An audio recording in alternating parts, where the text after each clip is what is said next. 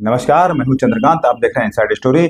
आज inside story में सबसे एक आप सबको खुश करने वाली खबर है। विष्णुदेव सरकार ने अपने कैबिनेट के मंत्रिमंडल के फैसले में ये निर्णय लिया है कि कोरिया जिले में स्थित गुरु घासीदास राष्ट्रीय उद्यान अब टाइगर रिजर्व होगा। इसके लिए काफी समय से मांग की जा रही थी और एनटीसीए ने इसकी अनुमति भी दे दी थी, परंतु कांग्रेस सरकार के समय इस पे कोई निर्णय नहीं लिया गया। और जब भूपेश बघेल तत्कालीन मुख्यमंत्री यहाँ कोरिया आए थे, तो मैंने सवाल भी किया था कि आखिर कब इसको टाइगर रिजर्व घोषित करेंगे, परंतु राजनीतिक जो इच्छा शक्ति थी उसकी कमी थी कहीं ना कहीं। और अब ये विष्णुदेव सरकार ने इस निर्णय को लिया है। इसके पीछे भी एक जनहित याचिका लगी थी हाई कोर्ट में। माननीय हाई कोर्ट ने सरकार को कहा था कि 30 दिन का समय दिया था और कहा था कि इसमें निर्णय लेकर कोरिया जिले में स्थित गुरु घासीदास राष्ट्रीय उद्यान को राज्य के मुख्यमंत्री ने टाइगर रिजर्व बनाने की घोषणा की है। मंत्रिमंडल की बैठक में इसका फैसला लिया गया। अब इसके साथ तमो पिंगला अभयारण्य को भी जोड़ा गया है। अब ये देश का तीसरा सबसे बड़ा टाइगर रिजर्व बन गया है। गुरु घासीदास राष्ट्रीय उद्यान को टाइगर रिजर्व बनाए जाने के लिए सार्थक प्रयास राजनीतिक तौर पर भाजपा की सरकार आते ही भाजपा के उपाध्यक्ष देवेंद्र तिवारी ने शुरू किए। उनके साथ कोरिया विकास मंच के साथ ही हर मंच पर इसकी मांग करते उन्होंने स्थानीय विधायक और पूर्व केंद्रीय मंत्री रेणुका सिंह को इस प्रोजेक्ट की स्वीकृति के लिए कहा, जिसके बाद रेणुका सिंह ने मामले को प्रधानमंत्री से लेकर मुख्यमंत्री तक पहुंचाया। वर्तमान विधायक रेणुका सिंह अनुभवी और दूरदर्शी है और इसका पूरा श्रेय उन्हीं को जाता। इस बड़ी सौगात में पर्दे के पीछे काम करने वाले अधिकारियों के बारे में बात करते हैं। कांग्रेस सरकार के समय एनटीसीए ने गुरु घासीदास राष्ट्रीय उद्यान को टाइगर रिजर्व बनाए जाने की अनुमति प्रदान की थी, परंतु बीते 4 साल में कोई पहल नहीं हुई पर पाक संचालक डॉक्टर रामकृष्णन ने लगातार अपने प्रयास जारी रखे। हर बैठक में इस मुद्दे को वो उठाते। उनके ट्रांसफर के बाद वर्तमान संचालक सौरभ सिंह ने पाक के कायाकल्प की शुरुआत कर दी।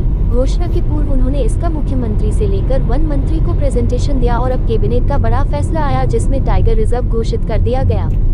आपको बता दें कि गोंडवाना गणतंत्र पार्टी ने अपने विधानसभा चुनाव के घोषणा पत्र में इसे टाइगर रिजर्व बनाए जाने की बात कही थी। आइए पाक के संचालक सौरभ सिंह को सुनते हैं।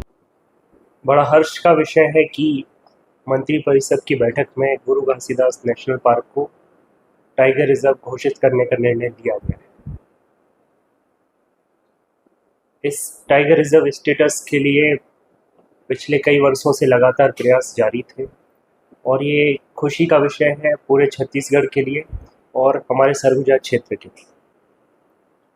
गुरु घासीदास हमेशा से वन्य प्राणी जैव विविधता से संपूर्ण रहा है और इसमें लगातार जो भी वन्य प्राणी हैं, टाइगर, लेपर्ड, एलिफेंट, भालू, अन्य सभी को देखा गया है।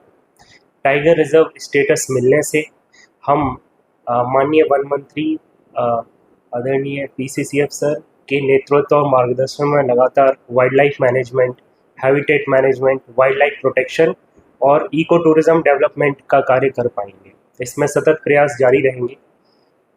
इन सब कारणों से हमारा पूरा प्रयास रहेगा कि यहाँ की जो स्थानीय पॉपुलेशन है, स्थानीय लोग हैं, उनको रोजगार के अवसर मुहैया कराए जा सकें और इन सब चीज़ों के साथ साथ वन्य प्राणी मैनेजमेंट और लगातार वाइल्ड लाइफ प्रोटेक्शन के कार्य पर ध्यान दिया जाए। आप सभी को बहुत बहुत हम सभी के लिए अत्यंत प्रसन्नता का विषय है कि गुरु घासीदास राष्ट्रीय उद्यान अब टाइगर रिजर्व होने जा रहा है।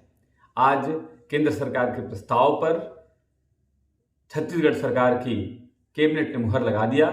हम यशस्वी मुख्यमंत्री आदरणीय विष्णुदेव साय जी और मंत्रिपरिषद के सभी माननीय सदस्यों का हृदय से आभार व्यक्त करते हैं। मैं समस्त ग्रामीणों को बधाई देता हूं, लोगों को शुभकामनाएं देता हूं और जितने युवागण हैं जो इसके लिए अभियान चलाए थे उनको बधाई देता हूं।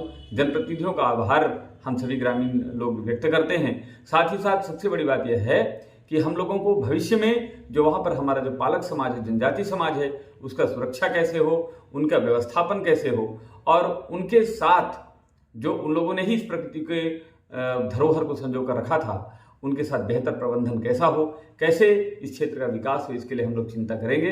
कोरिया सर्व विकास समिति के पदाधिकारी कार्यकर्ताओं ने भी इस काम पर पूरी तरीके से अभियान चलाया था सोशल मीडिया में। हम एक बार पुनः विष्णु जी के सुशासन पर विश्वास व्यक्त करते हुए पूर्व में गुरु घासीदास राष्ट्रीय उद्यान संजय पाक का हिस्सा रहा। ये बांधवगढ़ टाइगर रिजर्व और तमोर पिंगला अभ्यारण्य से लगा हुआ गुरु घासीदास राष्ट्रीय उद्यान अब नया रूप ले चुका है। 2300 से ज्यादा वर्ग किलोमीटर में फैला हुआ यह उद्यान अब तमोर पिंगला अभ्यारण्य के साथ जोड़ एशिया का सबसे बड़ा टाइगर कॉरिडोर बनने जा रहा है। इसमें संजय टाइगर रिजर्व मप्र का 1774 वर्ग किलोमीटर और 483 वर्ग किलोमीटर बगदरा को जोड़कर बाघों के आने जाने के लिए एशिया का सबसे बड़ा टाइगर कॉरिडोर कहलाने लगा है, जो कि अब तक का राष्ट्रीय और अंतर्राष्ट्रीय स्तर सबसे 209 किलोमीटर लंबा होगा। इस क्षेत्र में सबसे ज्यादा प्राकृतिक जल स्रोत मौजूद है, जिसके कारण आसपास के क्षेत्रों से वन्य जीव यहाँ चले आते हैं। कोरिया जिले में स्थित गुरु घासीदास राष्ट्रीय उद्यान में दुर्लभ वन्य जीवों के लिए अब सबसे सुरक्षित आरामगाह बन चुका है। वन्य प्राणियों के संरक्षण संवर्धन के लिए अच्छी जगह साबित हो रही है। बीते एक वर्ष पूर्व मनंतगढ़ वनमंडल के केल्हारी परिक्षेत्र में एक व्यक्ति की जान लेने वाला बाघ झारखंड के पलामू में देखा गया। इससे पहले वो गुरु घासीदास राष्ट्रीय उद्यान के बाद तमोर पिंगला अभ्यारण्य, उसके बाद बलरामपुर वनमंडल में काफी समय तक लोगों को दिखा।